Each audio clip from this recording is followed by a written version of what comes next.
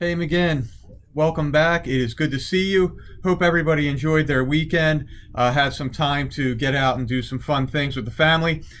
We are back with our read alouds. This is going to be our Monday entry, and I have decided to do a book by Chris Van Dusen called If I Built a House. And here we go.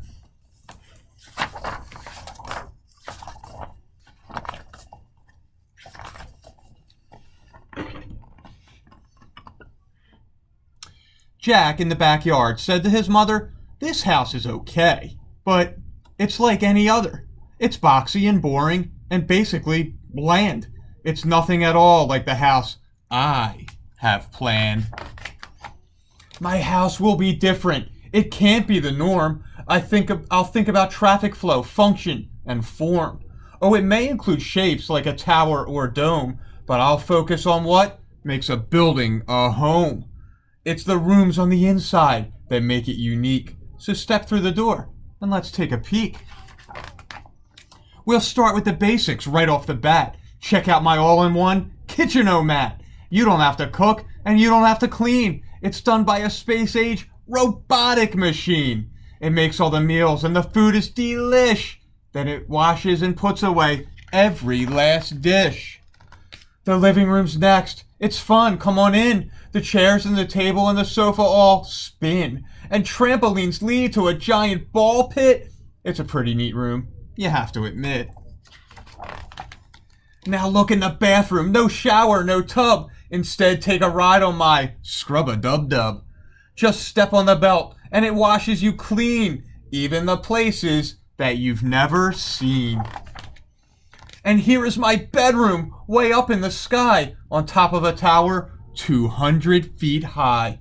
With glass all around, just check out the view. A bed in a tower, now that's something new. The rooms we walked through just moments before are the kinds that you'll find in any decor. But if I built a house, I'd add a few more, so hop on the slide. It's time to explore. You know how I constantly like to create? Well, this is my art room. Isn't it great? You draw on the wall. Don't worry, it's cool. Hung way up high on a big giant spool is a huge roll of paper that hangs to the floor. Just draw till you're done, then pull down some more. Next comes my flying room. See how it's tall? It's empty except for a switch on the wall. Just turn off the switch and you'll float off the ground, then flap like a bird and fly all around. Isn't it nice to be up in the air? A room without gravity. That's pretty rare. And this is my racetrack room. Step right inside. It's less like a room and more like a ride. It features a racetrack that loops all around with super fast go-karts that don't make a sound. You fly and you flip and you zip and you zoom. You have to admit, it's a wonderful room. A room filled with water? Now that's something new. But if I build a house, that's just what I do. This is my fish tank room. Ain't it a sight? Don't worry, they're friendly. The critters won't bite. Just strap on an air mask to swim with the fishes. Now this is a room that every kid wishes. Of course, I've been saving the best room for last, and literally speaking, this room is a blast. So welcome, sit down. I'll seal up the hatches. This plexiglass playroom completely detaches. You fly it around. Why, it even has jets. For me, this room is as good as it gets.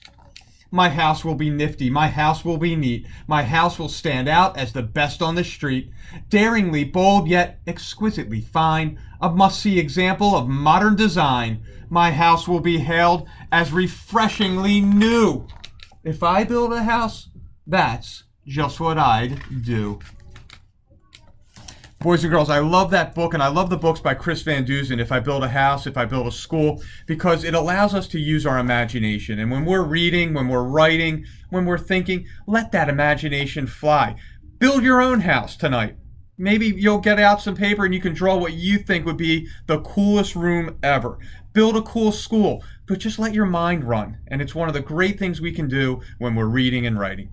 So it's good to see you again. I can't wait for the next 4 days to do more read alouds. Have an awesome night, and I'll see you soon.